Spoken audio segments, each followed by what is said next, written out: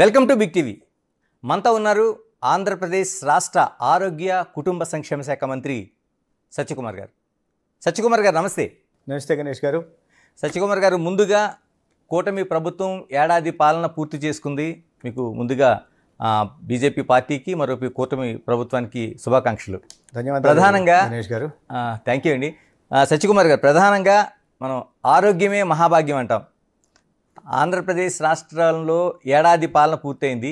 Health and wealth ఎలా ఉంది? First ముందుగా కూటమి ప్రభుత్వం ఏర్పాటై ఒక సంవత్సరం పూర్తి చేసుకున్న సందర్భంగా ఒక సంవత్సరం క్రితం విధ్వంసకర పాలన నుండి రాష్ట్రానికి విముక్తి కలిగించి కూటమిని ఆశీర్వదించి అధికారంలోకి తెచ్చి ఇవాళ వారి ఆకాంక్షలు ఆశయాలు నెరవేరుతున్న క్రమంలో రాష్ట్ర ప్రజలందరికీ కూడా నేను ధన్యవాదాలు తెలియజేస్తున్నా. ఇక మీరు హెల్త్ వెల్త్ అన్నారు. అధికారం చేపట్టే నాటికి ఆ రెండూ బాగలేవు రాష్ట్రంలో. హెల్త్ సరిగా లేదు, వెల్త్ పరిస్థితికి చెప్పనవసరం లేదు. అప్పుల కుప్పలాగా అయింది. 10 లక్షల కోట్ల అప్పు రాష్ట్ర ప్రజలపైన ఉంది. అదేవిధంగా హెల్త్ మీద కూడా సర్వీస్ సెక్టారు, ఆరోగ్యం మీరు అన్నారు, ఆరోగ్యమే మహాభాగ్యం అన్నారు. అన్నిటికన్నా ఈ రాష్ట్ర జనాభాలో 5,30,00,000 మనకి పుట్టిన బిడ్డ నుంచి 100 సంవత్సరాల వరకు చివరి దాకా ప్రతి ఒక్కరి జీవితంతో సంబంధించిన విషయం ఆరోగ్యం అనేది. కాబట్టి అటువంటి ఆరోగ్య వ్యవస్థను కూడా మిగతా వ్యవస్థలాగే నిర్వీర్యం చేసి గత 5 ఏళ్ల పాలన భ్రష్టు పట్టించిందని నేను చెప్పగలను. మీరు ఆ సమయంలో చూశారు, ప్రజలు దానికి అనుగుణంగానే ఆ తీర్పు కూడా ఇచ్చారు. అయితే ఒక దివాలా తీసిన ఆర్థిక వ్యవస్థను వారసత్వంగా తీసుకోవడమే కాకుండా ఆరోగ్య వ్యవస్థ మీద కూడా దాదాపు 6,500 కోట్ల అప్పులు మనం చూసాం. ఆరోగ్యశ్రీ మీద 2,500 కోట్లు, మందుల సరఫరాదారులకి చెల్లించాల్సిన మొత్తం బకాయిలు ఒక 1,000 కోట్లు, కాలేజీల నిర్మాణంలో ఒక 700 కోట్లు, నాడు నేడు కింద ఒక 400 కోట్లు, ఈ రకంగా ఎక్కడ చూసినా అప్పులు మిగిలి చెల్లారు. వచ్చిన క్రమంలో వాటిని అన్నింటినీ సరి చేసుకుంటూ ఈ మౌలిక సదుపాయాల కల్పన, అదేవిధంగా హెచ్ఆర్ సిబ్బంది నియామకం, అదేవిధంగా డయాగ్నోస్టిక్ ఎక్విప్మెంట్ ఆడిట్ కూడా చేసి ఇవాళ ఒక సంవత్సరంలో కాస్త మార్పు తీసుకొచ్చే ప్రయత్నం చేశాం. ప్రధానంగా ప్రైమరీ హెల్త్లో ఈ నేషనల్ హెల్త్ మిషన్ అంబ్రెల్లా కింద దాదాపు 30 రకాల పథకాలు రాష్ట్రంలో నడుస్తుంటాయి. ఈ మెటర్నల్ ఇన్ఫాంట్ మార్టాలిటీ కానీ, మదర్ అండ్ చైల్డ్ హెల్త్ కానీ, తర్వాత బ్లడ్ డిజార్డర్స్ కానీ, రకరకాల కార్యక్రమాలు, హెచ్ఐవి కానీ, లేదంటే ఈ టీబీ కానీ నివారణ కానీ రకరకాల కార్యక్రమాలు నడుస్తుంటాయి. వాటి ప్రైమరీ హెల్త్ సెక్టార్లో గత సంవత్సర కాలంగా కూటమి ప్రభుత్వం తీసుకున్న నిర్ణయాల కారణంగా ఒక మార్పు వచ్చిందనడానికి ఒక గుర్తింపుగా కేంద్ర ప్రభుత్వం 100 కోట్ల పర్ఫార్మెన్స్ ఇన్సెంటివ్స్ ఇవ్వడం జరిగింది. గతంలో ఎప్పుడు రాలేదు. 100 కోట్ల పర్ఫార్మెన్స్ ఇన్సెంటివ్ అంటే ఒక సంవత్సర కాలంలోనే ప్రాథమిక ఆరోగ్యంలో ఈ మార్పు తీసుకురాగలిగాం. ఇది ప్రధానంగా. ఇక మిగతా సెక్టార్స్లో కూడా అనేక రకాల కొరతలు ఉన్నవి. మౌలిక సదుపాయాల కొరత, హెచ్ఆర్ కొరత, ఇవన్నీ ఉన్నాయి. వాటిని అన్నీ సరిదిద్దుతూ ఇవాళ ఈ ఆరోగ్య శాఖని, ఆరోగ్య వ్యవస్థని పటిష్టపరచడమే కాకుండా గాడిని పెట్టే ప్రయత్నం చేస్తున్నాం. అంటే సత్యకుమార్ గారు, మీరు బీజేపీ లీడర్గా వివిధ హోదాల్లో పనిచేశారు. అయితే ఫస్ట్ టైం ఎమ్మెల్యేగా, మరోవైపు ఫస్ట్ టైం ఒక మంత్రిగా, అది కూడా కీలకమైన ఆరోగ్య శాఖలో ఎలా మేనేజ్ చేయగలుగుతున్నారు? ఎలా ఉంది కొత్త బాధ్యతలు? కొత్త బాధ్యత అంటే ఒక రాజకీయ పార్టీ కార్యకర్తగా వివిధ రాష్ట్రాలు మీరు అన్నట్టుగా వివిధ బాధ్యతల్లో వివిధ రాష్ట్రాల్లో పనిచేసిన అనుభవం ఉంది. అయితే కాస్త ఈ అడ్మినిస్ట్రేటివ్ ఎక్స్పీరియన్స్ కూడా కాస్త వరకు ఉంది. ఎందుకంటే గతంలో నేను అప్పటి పట్టణాభివృద్ధి శాఖ కానీ, గ్రామీణాభివృద్ధి శాఖ మంత్రికి కానీ, లేదా చివరికి ఉపరాష్ట్రపతి గారికి కూడా ఓఎస్డీగా నేను గతంలో పనిచేసిన, అందరికీ తెలుసు రాష్ట్రంలో వెంకయ్యనాయుడు గారికి ఓఎస్డీగా. సో ఆ అనుభవం కాస్త ఉంది. అయితే రాష్ట్రాలు ఈ పరిస్థితులు వేరు. కేంద్రంలో చేసిన అనుభవం రాష్ట్రంలో అనుభవానికి విభిన్నంగా ఉంది, చాలా విరుద్ధంగా ఉంది. ఎందుకంటే అక్కడంతా చాలా సిస్టమేటిక్గా నడుస్తాయి. ఇక్కడ రాష్ట్రం వచ్చేసరికి 5 సంవత్సరాల పాలన కారణంగా మొత్తం అన్ని నిర్వీర్యమైపోయి బెస్ట్ పట్టే పరిస్థితి ఉంది.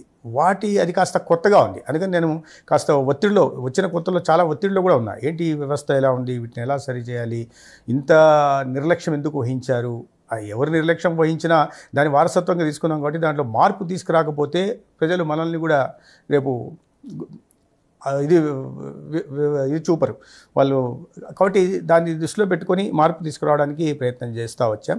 దాంట్లో భాగంగానే నేను చెప్పాను మీకు, ఈ వ్యవస్థల్లో ఈ గత ప్రభుత్వం ఈ రాష్ట్ర వాటా ఇవ్వకుండా కేంద్రం ఇచ్చే నిధుల్ని కూడా సరిగ్గా సద్వినియోగపరచుకోలేకపోయింది. ఉదాహరణకి ఈ I can talk English, I can walk English. English is my favorite language. మీరు కూడా ఇలా రాంగ్ ఇంగ్లీష్ చెప్పి స్టైలిష్ గా మాట్లాడుతున్నారా? ఇప్పుడు ఈ యాక్టింగ్ సెంట్రలీ స్పాన్సర్డ్ స్కీమ్ కింద దాంట్లో 1280 కోట్లు మొత్తం గతంలో 14, ఇప్పుడు మేము కొత్తగా వచ్చిన తర్వాత ఒక 10 మంజూరు చేశాం.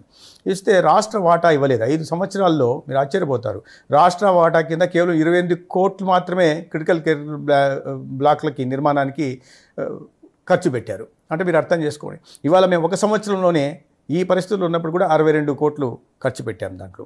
అదేవిధంగా ఆయుష్మాన్ ఆరోగ్య మందిర్లు ఏదైతే కేంద్ర ప్రభుత్వం గ్రామాల్లో ఈ నిరంతరాయంగా ఈ వైద్య సేవలు అందాలి, నాణ్యమైన వైద్య సేవలు అందాలనే ఉద్దేశంతో ఆయుష్మాన్ ఆరోగ్య మందిర్ గతంలో సబ్ సెంటర్గా ఉండేవి, వాటి సంఖ్య పెంచుతూ ఆయుష్మాన్ ఆరోగ్య మందిర్గా నామకరణం చేస్తే రాష్ట్రంలో దాన్ని డాక్టర్ వైఎస్ఆర్ హెల్త్ క్లినిక్గా, విలేజ్ హెల్త్ క్లినిక్గా పేరు పెట్టారు. తప్పలేదు, పెట్టుకోవచ్చు.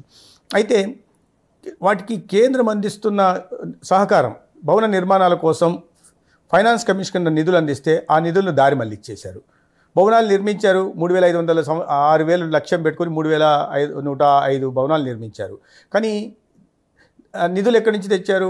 ఎన్ఆర్ఈజీఎస్ కింద ఉన్న నిధుల్ని, అంటే గ్రామీణ ప్రాంతాల్లో మౌలిక సదుపాయాల కల్పన కోసం ఇచ్చిన నిధుల్ని తీసుకొచ్చి దాంట్లో ఎన్ఆర్ఈజీఎస్ కింద ఖర్చు పెట్టి కొన్ని నిర్మించారు. మిగతావన్నీ అలాగే ఖాళీలు పెట్టేసి కొడతలు పునాదుల స్థానంలో వదిలేసిపోయారు. అయితే మేము ఈ సంవత్సరం వచ్చిన మొదటి సంవత్సరంలోనే, ఒక సంవత్సరంలోనే కేంద్రాన్ని ఒప్పించి 3,330 ఆయుష్మాన్ భారత్ల నిర్మాణానికి నిధులు తెచ్చుకోగలిగాం. 15th ఫైనాన్స్ కమిషన్ నుంచి 1,500 చిల్లర, అదేవిధంగా 1,700 చిల్లర ప్రధానమంత్రి ఆయుష్మాన్ భారత్ ఇన్ఫ్రాస్ట్రక్చర్ మిషన్ కింద తెచ్చుకోగలిగాం. అంటే గ్రామీణ ప్రాంతాల్లో ఒక నాణ్యమైన వైద్య సేవలు అందించడం కోసం ఈ ప్రభుత్వం, కూటమి ప్రభుత్వం కట్టుబడి ఉందన్న విషయాన్ని మేము ప్రజల్లోకి తీసుకెళ్ళగలిగాం. దాని కారణంగా అస్తవ్యస్తమైన ఒక ఆరోగ్య వ్యవస్థ అంటున్నారు. అంటే ఎక్కడ ఏ లోపాలు మనకి ప్రధానంగా కనిపించాయి మీరు బాధ్యతలు చేపట్టిన వెంటనే?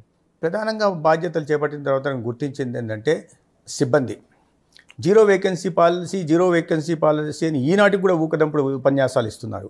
ఎక్కడ చూసినా ఖాళీలు 8,000కు పైగా ఖాళీలు ఉన్నాయి. ఇవాళ మెడికల్ సర్వీసెస్ రిక్రూట్మెంట్ బోర్డు ద్వారా 2,600 నియామకాలు చేపట్టగలిగాం. ఇంకొన్ని నియామకాలు చేపట్టాల్సి ఉంది. అయితే వాటిని ఏపీపీఎస్సీలో ఉన్నాయి. మేము ఫైనాన్స్ శాఖకు రాసాం. ఏపీపీఎస్సీ నుంచి, ఏపీపీఎస్సీ అంటే మీకు తెలుసు టైం కన్జ్యూమింగ్ ప్రాసెస్, నియామకాలు చేపట్టాలంటే చాలా సమయం తీసుకుంటుంది. అందుకని దాన్ని కూడా మెడికల్ రిక్రూట్మెంట్ బోర్డుకి ఇవ్వాల్సిందిగా కోరడం జరిగింది.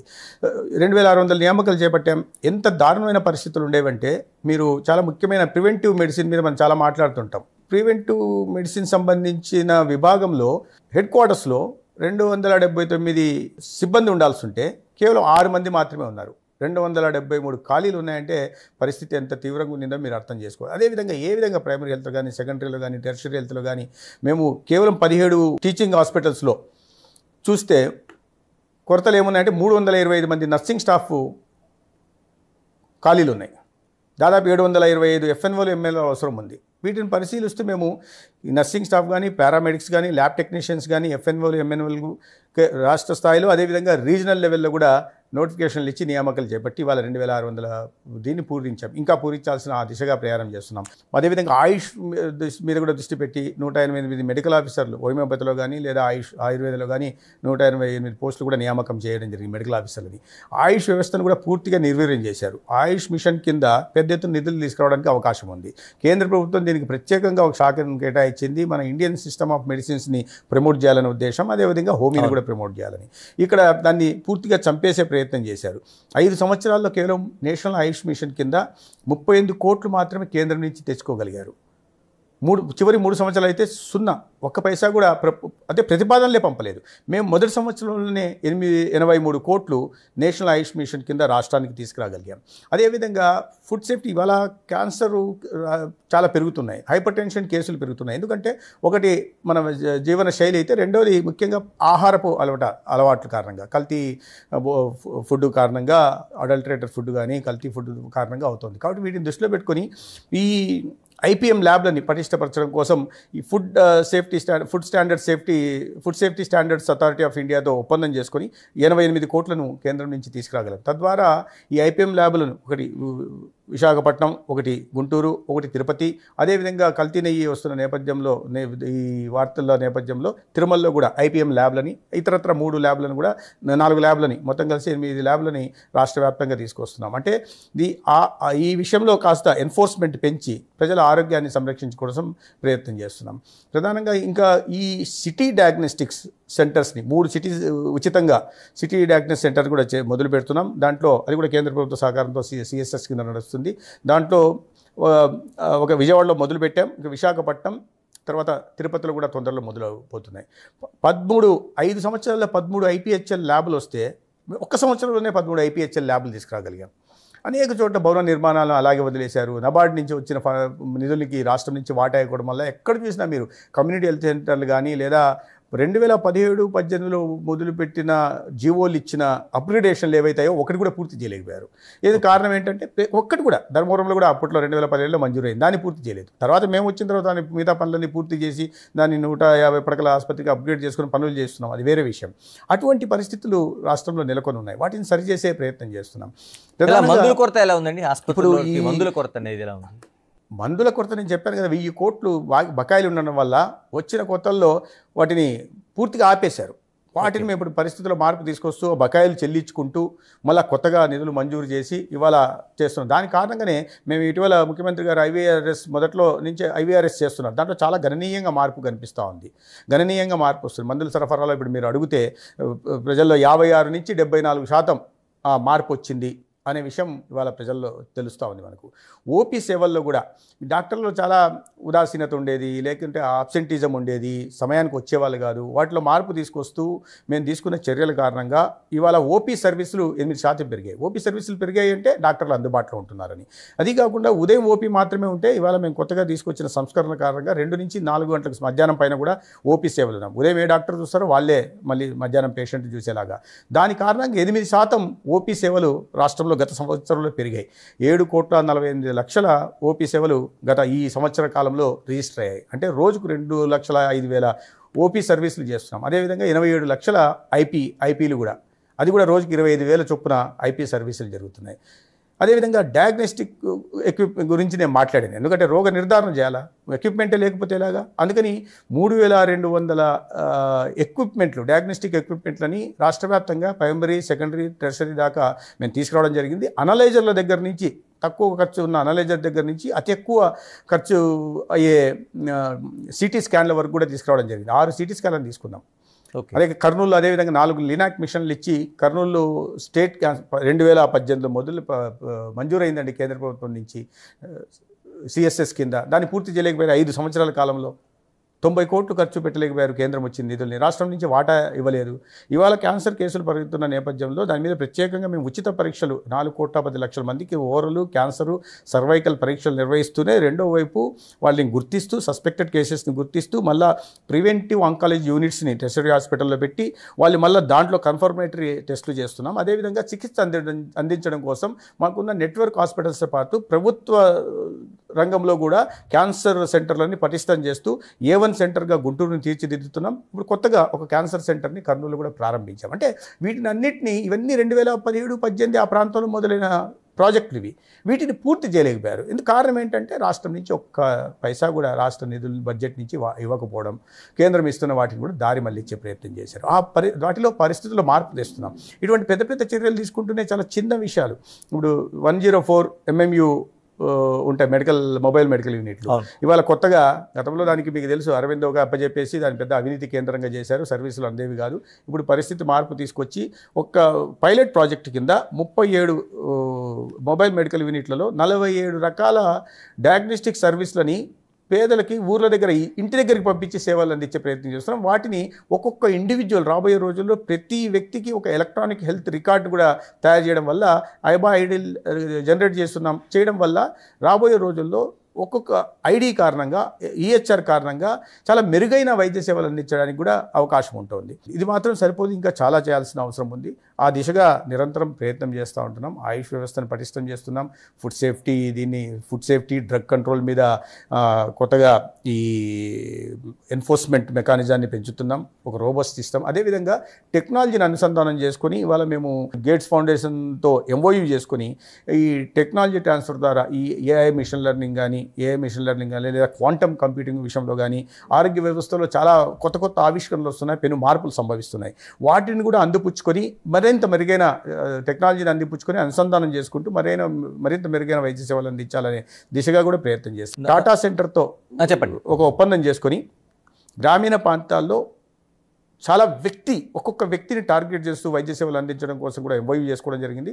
పైలట్ ప్రాజెక్టు కింద కుప్పంలో గౌరవ ముఖ్యమంత్రి గారి నియోజకవర్గమైన కుప్పంలో దీన్ని పైలట్ ప్రాజెక్టు కింద చేపడుతున్నాం. తర్వాత దానిలో వచ్చిన అనుభవాలు, దానిలో ఎంత మార్పు వచ్చింది, ట్రాన్స్ఫర్మేషన్ ఏంటి, దానివల్ల ఆరోగ్య పరిస్థితి ఎంత మెరుగుపడింది అనేది ఒక బేరీజ్ చేసుకొని తదనుగుణంగా రాష్ట్రానికి విస్తరించే ఆలోచనలో ఉన్నాం. ఇవాళ STEMI అనే ఒక కార్యక్రమం తీసుకొచ్చాం, సెగ్మెంట్ ఎలివేటెడ్ మయోకార్డియల్ ఇన్ఫాక్షన్ అని. దాని కింద ఈ కమ్యూనిటీ హెల్త్ సెంటర్లో ఆ గోల్డెన్ అవర్లో ప్రాణాలు కాపాడడం కోసం టెనెక్టోప్లేజ్ అనే ఒక ఇంజెక్షన్ని ఒక్కోటి 45,000 విలువ చేసే ఇంజెక్షన్ని CSCలో పెడుతున్నాం. తద్వారా మేము ఈ ప్రోగ్రాం లాంచ్ చేసినప్పటి నుంచి మొన్నటికి 12వ తేదీ నాటికి 2,650 ప్రాణాలు కాపాడగలిగాం. అదేవిధంగా ఇవాళ RBSK రాష్ట్రీయ బాల స్వాస్థ్య కార్యక్రమం కింద ఈ రాష్ట్రంలో అంగన్వాడీ దగ్గర నుంచి 6 నెలల పిల్లల దగ్గర నుంచి 18 సంవత్సరాల ప్రభుత్వ పాఠశాలలో చదువుతున్న 69 లక్షల మందిని టార్గెట్ చేసి 4 డిలేస్ అని ఉంటాయి. 4 developmental delays at diseases at birth, developmental delays, ఈ డెఫిషియన్సీస్ ఇటువంటివి. వీటిని వాళ్ళ స్కూల్కే వెళ్ళి వాటిని గుర్తించి దానికి తగినట్లుగా సైన్స్ టీచర్లను ట్రైనింగ్ కూడా ఇచ్చి అక్కడికి వెళ్ళి వాళ్ళని పరీక్షలు నిర్వహించి ఆ డెవలప్మెంటల్ డిలేస్ని గమనించగలుగుతున్నాం. తద్వారా మనం వాటిని 44 రకాల వ్యాధులు బారిన భవిష్యత్తులో పడబోయే వాటిని గుర్తించి అనుగుణంగా వాళ్ళ ఎలక్ట్రానిక్ హెల్త్ రికార్డు తయారు చేసి వాళ్ళకి దానికి తగిన విధంగా చికిత్స అందించాలనే ప్రయత్నం, అంటే ప్రివెన్షన్ కోసం గట్టిగా ప్రయత్నం చేస్తున్నాం.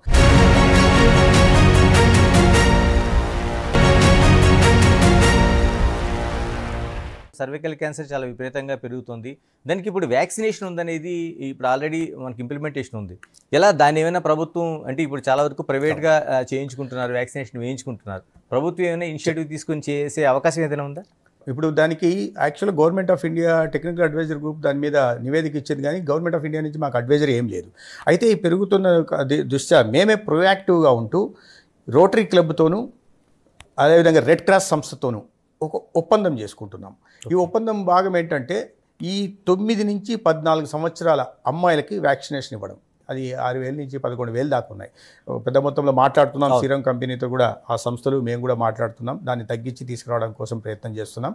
దాదాపు 9 లక్షల దాకా ఈ అమ్మాయిలు ఉన్నట్టుగా, ఆ వయసు అమ్మాయిలు ఉన్నట్టుగా గుర్తించడం జరిగింది. ఈ వయసులో వ్యాక్సిన్ ఇవ్వగలిగితే 9-14 సంవత్సరాలు, 30 సంవత్సరాల తర్వాత వాళ్ళకి సర్వైకల్ బారిన పడే అవకాశంలో అవగాహన పెంచుతున్నాం, ఉచితంగా పరీక్షలు నిర్వహిస్తున్నాం. కాబట్టి తొందరలోనే ఈ పైలట్ ప్రాజెక్ట్ కింద ఆగస్టు మాసం నుంచి ఇవి మొదలు పెట్టాలని కూడా ఆలోచన చేయడం జరిగింది. ఇలా మరోవైపు మనకి కీలకంగా కనిపిస్తుంది ఆరోగ్యశ్రీ బకాయిలకు సంబంధించి కనిపిస్తుంది కీలకంగా. అంటే ఏ గవర్నమెంట్ వచ్చినా వాళ్ళు చాలా వరకు చూడడం బకాయిలు చెల్లించడం లేదని, మేము ఆ సర్వీసు స్టాప్ చేస్తామని ఒక ప్రకటన చేయటం, లేకపోతే వాళ్ళు ఆందోళనకి వెళ్తామని హెచ్చరించడం, ఇవన్నీ కంటిన్యూగా జరుగుతోంది.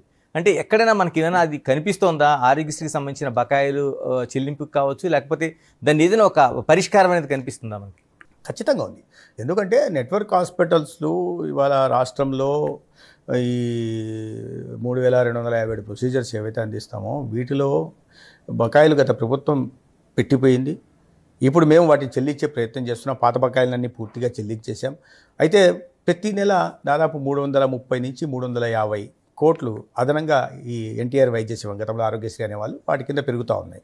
అందుకని వీటికి బకాయిల సమస్య, ఈ నిరంతర ఆర్థిక వనరుల సమస్య, వీటిని అన్నింటిలో దృష్టిలో పెట్టుకుని బకాయిలు ఒకవైపు పూర్తిగా చెల్లిస్తూనే నెట్వర్క్ హాస్పిటల్తో మారుతున్నాం. మా ప్రభుత్వం వచ్చిన తర్వాత 2 సార్లు మాత్రమే, ఈ సంవత్సరంలో 2 సార్లు మాత్రమే వాళ్ళు నోటీస్ ఇవ్వడం జరిగింది. మొదటిసారి నోటీస్ వచ్చినప్పుడు నేనే వాళ్ళని స్వయంగా పిలిచి మాట్లాడడం, వాళ్ళని అడిగాను, దాని ముందు సంవత్సరం మీరు 13 సార్లు నోటీస్ ఇచ్చారు కదా, ఎప్పుడన్నా అధికారులు మాట్లాడారా? లేదన్నారు. పొలిటికల్ లీడర్షిప్ మంత్రి ఎప్పుడన్నా మాట్లాడారా? ఎప్పుడు మాట్లాడలేదన్నారు. కానీ మేము చాలా వచ్చిన కొత్తలో నోటీస్ వస్తే వాళ్ళని కూర్చోబెట్టి మాట్లాడి మా సమస్యలు చెప్పి వాళ్ళ వైపు కూడా ఉన్న వాటిని ఓపికగా విని ఎక్కడ పేదలకి అంతరాయం లేకుండా సేవలు అందించాలనే ఉద్దేశంతో మేము కలిసి తర్వాత చెల్లించాల్సిన బకాయిలు వాళ్ళు అడిగిన మొత్తంలో కాకపోయినా బకాయిలు చెల్లించుకుంటూ వచ్చాం. గతంలో ఉన్న బకాయిలను పూర్తిగా చెల్లించేసాం.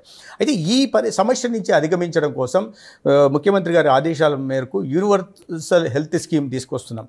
దాన్ని హైబ్రిడ్ మోడ్లోకి తీసుకొస్తున్నాం. ఏది ఇన్సూరెన్స్ జన ఆరోగ్య యోజన కింద ఆయుష్మాన్ జన ఆరోగ్య యోజన కింద కూడా కేంద్ర ప్రభుత్వం ఆయుష్మాన్ భారత్ పథకం ఉంది. అది మూడోది ఎన్టీఆర్ వైద్య సేవ ట్రస్ట్. ఈ మూడింటిని చేసి ఒక హైబ్రిడ్ మోడ్లో ఒక విధానాన్ని తీసుకొస్తున్నాం. దాంట్లో 93% ఈ క్లెయిమ్స్ 2.5 లక్షల లోపలే ఉన్నాయి. వీటిని గుర్తించి 2.5 లక్షల రూపాయల వరకు ఇన్సూరెన్స్ కంపెనీలతో ప్రీమియం చెల్లించేసి ఇన్సూరెన్స్ చెల్లించేస్తాం కుటుంబానికి. 1,43,00,000 కుటుంబాలకు చెల్లించాలా. అయితే ఏపీఎల్ ఫ్యామిలీస్కి కూడా ఏదైనా లబ్ధి చేయాలనే ఉద్దేశంతో ముఖ్యమంత్రి గారి ఆదేశాల మేరకు 20 లక్షల కుటుంబాలు అంటే వెరసి 1,63,00,000 కుటుంబాలకి ఈ ఎన్టీఆర్ ఈ హైబ్రిడ్ మోడ్లోకి ఇన్సూరెన్స్ మోడల్లోకి తీసుకొస్తున్నాం. 5 లక్షల వరకు కేంద్ర ప్రభుత్వం కూడా 61 లక్షల కుటుంబాలకి ఆయుష్మాన్ భారత్ ద్వారా కూడా సహాయం అందిస్తుంది. అది పోగా 25 లక్షల దాకా ఏదైతే మొత్తం ఉంటుందో ఎంత ఖరీదైన అయినప్పటికీ కూడా వైద్యం అయినప్పటికీ కూడా ఎన్టీఆర్ వైద్య సేవ ట్రస్ట్ ద్వారా వాటిని చెల్లించే ప్రయత్నం చేస్తున్నాం. దానివల్ల ఏమవుతుంది ఇప్పుడు నెట్వర్క్ హాస్పిటల్స్ మీద ఇబ్బంది ఉండదు. ప్రీమియం ఇన్సూరెన్స్ కంపెనీలకు మేము ముందే చెల్లించేస్తాం. కాబట్టి ప్రజలకు ఎక్కడో ఈ రాబోయే రోజుల్లో దాంట్లో అవినీతిని రూపుమాపడానికి చాలా పెద్ద అవినీతి జరిగేది, వాటిని రూపుమాపడానికి అవకాశం ఉంది. రెండో వైపు అడ్మిషన్కి ప్రీ ఆథరైజేషన్కి దాదాపు 6 గంటలు పట్టేది, ఇప్పుడు దాన్ని 1 గంట లోపల తెచ్చే ప్రయత్నం చేస్తున్నాం. మూడవది నెట్వర్క్ హాస్పిటల్స్కి ఇబ్బంది లేకుండా ప్రీమియం ముందే చెల్లించేస్తున్నాం. ఈ రకంగా ఎక్కడ కూడా పేదలకి ఈ లబ్ధిదారులకి దీనివల్ల ఇబ్బంది కలగకుండా తీసుకొచ్చే ప్రయత్నంలో భాగంగా తీసుకొచ్చాం. దాంట్లో స్టేక్ హోల్డర్స్తో మాట్లాడడం జరిగింది. వివిధ రాష్ట్రాల్లో వీటిని పరిశీలించాం ఏ రకంగా ఉందని. ఏ రాష్ట్రంలో కూడా 10 లక్షల కన్నా ఎక్కువ, అత్యధికం మహారాష్ట్రలో గుజరాత్లో 10 లక్షల దాకా ఉంది. మనం 25 లక్షల దాకా అందిస్తున్నాం. ఇప్పటి వరకు చాలా వరకు ఎన్టీఆర్ ఆరోగ్యశ్రీ కావచ్చు, మిగతా కావచ్చు, ఏదైనా సరే ప్రైవేట్ ఆసుపత్రులపైనే ప్రజలు ఎక్కువ నమ్మకాన్ని చూపిస్తున్నారు, దానిపైన ఆధారపడుతున్నారు.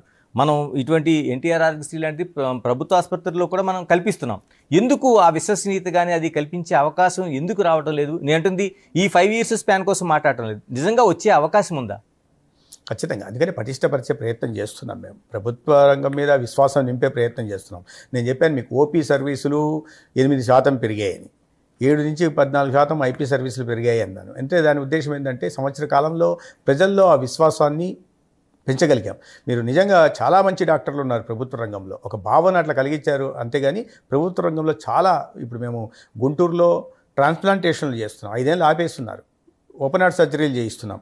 విమ్స్లో ఫస్ట్ టైం లివర్ ట్రాన్స్ప్లాంటేషన్ చేశాం. ఒంగోలు లాంటి చోట వసతులు పూర్తిగా లేకపోయినా ఒక మీకు సర్జికల్ యూనిట్లో 4 ఉండాలి, ప్రొఫెసరు, అసోసియేట్ ప్రొఫెసరు, 2 అసిస్టెంట్ ప్రొఫెసర్లు. అక్కడ ఉంటున్న ఒక అసిస్టెంట్ ప్రొఫెసరు ఆ సర్జికల్ న్యూరో ఇది ఆంకాలజీ చేసి రీకన్స్ట్రక్షన్ చేశారు. బ్రెస్ట్ క్యాన్సర్ ఉన్న పేషెంట్ని రీకన్స్ట్రక్షన్ చేశారు, నీ ప్రోస్థసిస్ చేశారు. అంటే ఇటువంటి కొత్తవన్నీ కూడా చేస్తున్నారు. ఇప్పుడు కర్నూలు కూడా చాలా పటిష్టమైన ప్లాస్టిక్ సర్జరీ విభాగం ఉంది, చాలా పటిష్టమైన కార్డియాలజీ సివిటిఎస్ విభాగం ఉంది. పెద్ద ఎత్తున ఇవి చేస్తున్నారు. గుంటూరులో అయితే చెప్పనవసరం లేదు. గుంటూరులో చాలా ఇది కలిగిన డాక్టర్లు, వాళ్ళకి కాస్త మోటివేషన్ అవసరం ఉండింది. ఆ మోటివేషన్ గతంలో లోపించింది. ఇప్పుడు ప్రభుత్వం వైపు నుంచి ఆ మోటివేషను, ఆ గుర్తింపు లభిస్తున్న నేపథ్యంలో డాక్టర్లు ఇవాళ ఆ ప్రతికూల పరిస్థితులు కూడా చేస్తున్నారు. తద్వారా ప్రజల్లో విశ్వాసం పెరుగుతా ఉంది. అంటే మినిస్టర్ గారు, చాలా వరకు మన దేశమే కాదు, మన రాష్ట్రమే కాదు, ప్రపంచ దేశాల్లో కూడా ప్రాథమిక వైద్యాన్ని మాత్రమే ప్రభుత్వం నిర్వహించేలాగా చేయాల్సిన అవసరం ఉంది. లేకపోతే కార్పొరేట్ కావచ్చు, లేకపోతే మిగతా అప్గ్రేడ్ ఏదైతే వైద్యం ఉందో ఇది ప్రైవేట్ సంస్థల వరకు వెళ్ళడం అనేది కరెక్ట్ అనేది ఒక ఆలోచనలు అయితే బయటకు వ్యక్తమవుతున్నాయి. ఏమంటారు మీరు? అది సరైనది కాదనుకుంటాను. ఎందుకంటే కేంద్ర ప్రభుత్వం ప్రాథమిక ఆరోగ్యం మీద దృష్టి పెడుతుంది. కానీ ఇవాళ మారుతున్న పరిస్థితుల దృష్ట్యా, వాతావరణ పరిస్థితులు, గ్లోబల్ వార్మింగ్ దృష్ట్యా రకరకాల వ్యాధులు కొత్తగా వస్తున్నాయి. మీరు వాటిని చాలా అతి ఖరీదైన వ్యాధులు, ఇప్పుడు క్యాన్సర్, మనకు జనరల్గా మనం మాట్లాడుకుంటున్న వ్యాధులు అయితే క్యాన్సరో లేదా గుండె సంబంధిత జబ్బులో వీటి మీద చూస్తుంటాం. చాలా ఇప్పుడు మస్క్యులర్ డిస్ట్రఫీ వ్యాధి వస్తుంది. చిన్నపిల్లలు నిర్వీర్యమైపోతారు, పూర్తిగా చచ్చుబడిపోతాయి కండరాలు. వాటికి వాటికి సరైన వైద్యం ఇప్పుడు కూడా అందించలేకపోతున్నాం. ప్రపంచవ్యాప్తంగా వాటి మీద రీసెర్చ్లు జరుగుతున్నాయి. అనేక రకాలైన డిమెన్షియా కేసులు కూడా రాబోయే రోజుల్లో పెరుగుతున్నాయి. ఇది న్యూరలాజికల్ కేసెస్ బాగా పెరుగుతున్నాయి. బ్రెయిన్ హ్యామరేజ్ కేసెస్ కూడా బాగా పెరుగుతున్నాయి. రకరకాల కారణాలు ఉన్నాయి వారికి. మన రాష్ట్రంలో కూడా మేము సమీక్ష చేశాం. ఎందుకు దీంట్లో కారణాలు ఏంటంటే చాలా ఆశ్చర్యకరమైన దిగ్భ్రాంతికరమైన విషయాలు బయటకు వచ్చాయి. ఈ 2014-19 మధ్య 19-20 మధ్య మేము చూస్తుంటే చాలా వరకు ఈ మద్యం కారణంగా కేసులు పెరుగుతూ వచ్చాయి. మద్యం కారణంగా కొద్ది కోవిడ్ మద్యం కారణంగా కూడా పెరుగుతాయి. ఉదాహరణకి ఇప్పుడు సీకేడి కేసులు 2014-19 మధ్య 49,000 కొత్త కేసులు వస్తే కిడ్నీ కేసులు, 2019-24 మధ్య అవి కాస్త 91,000 కొత్త కేసులు వచ్చాయి. లివర్ కేసులు 13,000 చిల్లర ఉంటే అవి డబుల్ అయిపోయి ఈ 5 ఏళ్ల కాలంలో 28,000 కొత్త కేసులు వచ్చాయి. మరి దారుణమైన పరిస్థితి ఏంటంటే న్యూరలాజికల్ కేసెస్. దీనికి మరింత కాస్త లోతుగా విశ్లేషణ చేయాలా, చాలా పరీక్షలు నిర్వహించాల్సిన అవసరం ఉంది. ప్రాథమికం మాకున్న సమాచారం ప్రకారం 20 సంవత్సరానికి 300, 250 అట్లాంటి కేసులు వస్తూ ఉంటాయి, పెరాలసిస్ కేసులు. 2020 సంవత్సరంలో 380 కొత్త కేసులు వచ్చాయి. ఆ సంవత్సరమే ఈ పాలసీ వచ్చింది, మద్యం పాలసీ. 2024 నాటికి వచ్చేసరికి మేము ఈ ఆరోగ్యశ్రీ నెట్వర్క్ హాస్పిటల్స్లో చేరిన అడ్మిషన్స్, ప్రియాథరియేషన్, ట్రీట్మెంట్ ఆధారంగా తీసుకున్న వివరాలను బట్టి 2020 నాటికి 7,700 చిల్లర, దాదాపు 7,500 కేసులు, కొత్త కేసులు వచ్చాయి. దీంట్లో ప్రధాన కారణం ఏంటంటే మనకు తెలుసు ప్రధానం ఏంటంటే ఈ హైపర్ టెన్షను, వీటి కారణంగా పెరుగుతాయి. మద్యం ప్రధాన కారణంగా కూడా మా దీంట్లో తేలింది. సరే, దానికి బాధ్యత గత సొంత డిస్టిలరీలు పెట్టి సొంత మందు తయారు చేసి ప్రజల ఆరోగ్యంతో ఆడుకున్న వాళ్ళే దానికి బాధ్యత వహించాల్సింది. దానికి నిజంగా వాళ్ళు ఏం సమాధానం చెప్తారో కానీ ఆ విషయాలు ఎత్తట్లేదు. ఇవాళ మిగతా విషయాలన్నీ మాట్లాడుతుంటారు. ఇటువంటి పరిస్థితుల నుంచి రాష్ట్రాన్ని, ఆరోగ్య వ్యవస్థని పైకి తీసుకురావాల్సిన బాధ్యత మాకు ఉంది. మా వైపు ఏదో ప్రయత్నాలు చేస్తున్నాం. నేనేదో పూర్తిగా ఒక సంవత్సరంలో మార్చేయగలిగామని నేను చెప్పట్లేదు, కానీ సంతృప్తికరంగా చేయగలిగాం. ఇంకా చేయాల్సి ఉంది. దినేష్ గారు, మనం కీలకంగా మాట్లాడుకోవాల్సింది గత ప్రభుత్వ హయాంలో నేషనల్ హెల్త్ మిషన్కి సంబంధించిన కోట్లాది రూపాయలు నిధులు దుర్వినియోగమైనది. అప్పట్లో అందులో అధికారులే కీలకంగా పాత్ర వహించారనేది మనకు కనిపిస్తుంది. ఏమైంది? ఆ విచారణ ఎంతవరకు వస్తుంది, ఎంతవరకు కొనసాగుతుంది? మనకి అంతమే లేని అవినీతి జరిగింది, అవధులు లేని అవినీతి జరిగింది. వాటి మీద అంతా అన్ని విధాలుగా చూస్తున్నాం, ప్రయత్నం చేస్తున్నాం. మీకు ఏ విషయంలో చూసినా కూడా వాటిని తీస్తుంటే వస్తానే ఉంది అవినీతి ఎక్కడ జరిగిందని. ఇప్పుడు అధికారులను ఏమవుతుందంటే, వ్యవస్థలో అధికారులను బాధ్యతలు చేస్తున్నాం. వాళ్ళని కొంతమంది సస్పెండ్లు చేసాం, కొంతమంది మీద చర్యలు తీసుకున్నాం, కొంతమందికి ఇంక్రిమెంట్లు కట్ చేసాం, ఇటువంటి తీసుకుంటున్నాం. బట్ ఇవన్నీ కూడా గత 5 సంవత్సరాల కాలంలో ఈ పూర్తిగా బాధ్యత అధికారుల మీద పెట్టేలేం. అధికారుల ఉదాసీనత, సరే అధికార పార్టీ లేదా ప్రభుత్వంలో ఉన్న పెద్దలు ఏది చెప్తే అది నడుచుకోవడం అధికారులు కూడా తప్పు. కానీ ఆ వ్యవస్థని మొత్తం ఎప్పుడు కూడా చరిత్రలో కని విని ఎరగని విధంగా భ్రష్టు పెట్టించేశారు. దాని కారణంగా ఇవన్నీ జరిగాయి. అయితే ఎక్కడికక్కడ వీళ్ళు మళ్ళీ ఇప్పుడు సరి చేసే ప్రయత్నాలు చేస్తున్నాం. NHM కింద అయితే చాలా పెద్ద ఎత్తున నేను చెప్పాను 15 ఫైనాన్స్ కమిషన్ నిధులు కూడా దారి మళ్ళీ చేశారు. అవి యాక్చువల్గా గ్రామాల్లో మౌలిక సదుపాయాల కల్పన కోసం, భవన నిర్మాణాల కోసం పెట్టినది. చాలా చోట్ల నబార్డు కింద నిధులు కేంద్ర ప్రభుత్వం ఇస్తే ఈ అప్గ్రేడేషన్ విషయంలో కానీ, లేదా ఈ కొత్త మెడికల్ కాలేజీల విషయంలో కూడా ఇస్తే వాటికి రాష్ట్ర వాటా చెల్లించకపోవడం వల్ల ఆ నిధులు కూడా మురిగిపోయాయి. ఇది పరిస్థితి వచ్చింది. అంటే నేషనల్ హెల్త్ మిషన్లో విచారణలో కూడా అంత పూర్తి స్థాయిలో జరగటం లేదు అనేది ఒక ఆరోపణలు అయితే వినిపిస్తూ ఉన్నాయి. అంటే విచారణ చేస్తున్నాం. మీరు చాలా ప్రణాళికాబద్ధంగా అవినీతి కూడా ప్రణాళికాబద్ధంగా చేశారు. ఎవరిని బాధ్యులు చేయాలి అంటే తెలియని పరిస్థితి ఉంది. ఉదాహరణకి ఇప్పుడు ఈ ఉద్యోగాల నియామకాల్లో కడప, అన్నమయ్య జిల్లాల్లో ఇంట్లో కూర్చొని, ఆ లీడర్ల ఇళ్లలో కూర్చొని, ఆ ఎంపీ ఇంట్లో కానీ లేదా అన్నమయ్య జిల్లా ఎంపీ ఇంట్లో కానీ చేసుకొని పేరు రాసి నియామకాలు చేపట్టడానికి ప్రయత్నం చేశారు. మేము వచ్చిన తర్వాత విచారణ చేసి దాన్ని రద్దు చేయగలిగాం. అట్లని మేము వాళ్ళ మీద అప్లికెంట్స్ మీద చర్యలు తీసుకోలేము. అధికారులను షోకాజ్ నోటీసులు ఇచ్చాం. ఏమంటే ఈ పరిస్థితి అధికార పార్టీ నుంచి ఆ రకంగా ఒత్తిడి తెచ్చి చేయడం జరిగింది. వాటిలో మార్పులు తెచ్చి ఇవాళ ఆ క్రమశిక్షణ, నేను చెప్పింది అది క్రమశిక్షణ తెచ్చే ప్రయత్నం చేస్తున్నాం. భవిష్యత్తులో ఇట్లాంటి చేయకూడదు. నేను అందుకే తప్పు పడుతున్నా అధికారులను కొంతమందిని, కానీ వాళ్ళ మీద అంతకన్నా చర్యలు తీసుకోలేని పరిస్థితి కూడా ఉంటుంది. వ్యవస్థలో చర్యలు తీసుకోవాలంటే గత ప్రభుత్వంలో 90% మంది ఇచ్చారు చాలా చోట్ల. గన్ పాయింట్లో చేయింది. కొంతమంది అవినీతి అధికారులు ఉంటే ఒక 70-80% మంది మాత్రం గన్ పాయింట్లో చేయించారు. ఇంతమంది మీద చర్యలు తీసుకోవాలా? దాంట్లో ప్రధాన కారకులు ఎవరు ఉన్నారో వాటి మీద చర్యలు అయితే తీసుకుంటున్నాం.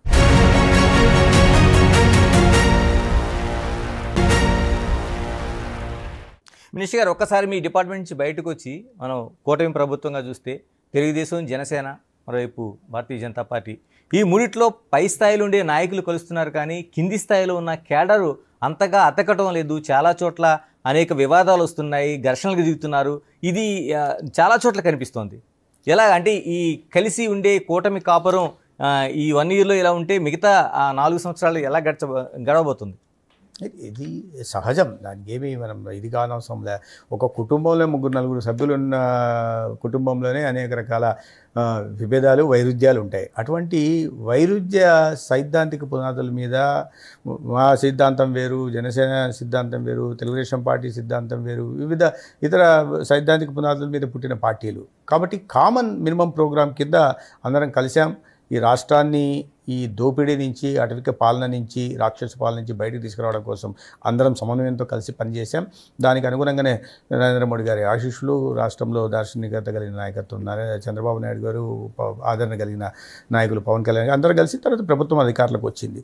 వచ్చిన తర్వాత ఈ కింద స్థాయిలో ఉండడం సహజం. ఇంత పెద్ద పార్టీలు, ఇన్ని పార్టీల్లో ఇన్ని కోట్ల మంది కార్యకర్తలు ఉన్న చోట చిన్న చిన్న వస్తుంటాయి. అయితే వాటిని పెద్దగా దాని గురించి పెద్దగా దానికి ప్రాముఖ్యత ఇవ్వాల్సిన అవసరం లేదు. కింద స్థాయిలో సహజంగా ఉంటాయి. ఎందుకంటే ఒకే చోట ఏదైనా ఒక కార్యకర్త కావాలన్నప్పుడు పార్టీలోనే ఉంటాయి, ఒకేటే పార్టీలోనే ఇబ్బందులు ఉంటాయి. నేను చెప్పే కుటుంబంలోనే ఇబ్బందులు ఉంటాయని.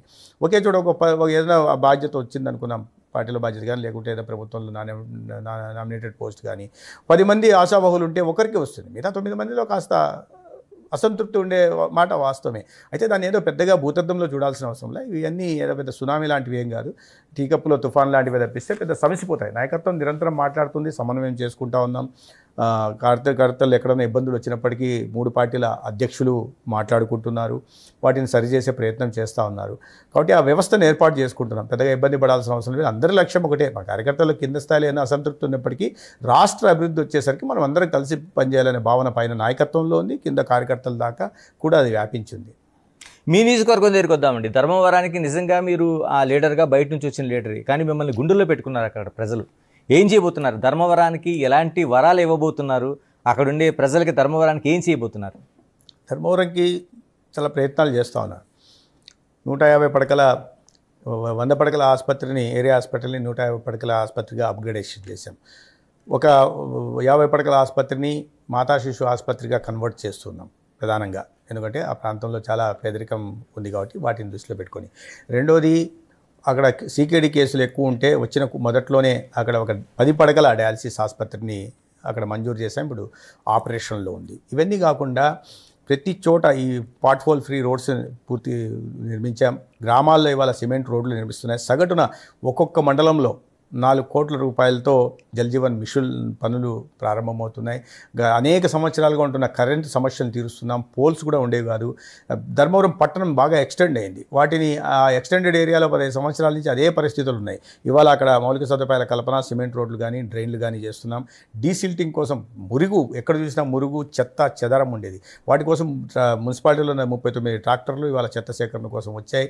గ్రామీణ ప్రాంతాల్లో 14 ట్రాక్టర్లు చెత్త సేకరణ కోసం వచ్చాయి. డీసిల్టింగ్ అన్ని చోట్ల కాస్త అక్కడ వ్యాపారస్తుల్లో, రోడ్లలో కొద్ది ఇబ్బందులు ఉన్నాయి. ఎందుకంటే అసౌకర్యం కలుగుతుంది కాబట్టి డీసిల్టింగ్ చేస్తున్నా. చేయకపోతే ఆ మురుగునీరు అంతా ఎప్పుడు రోడ్లో వచ్చేది. ప్రజలు మాత్రం హర్షిస్తున్నారు.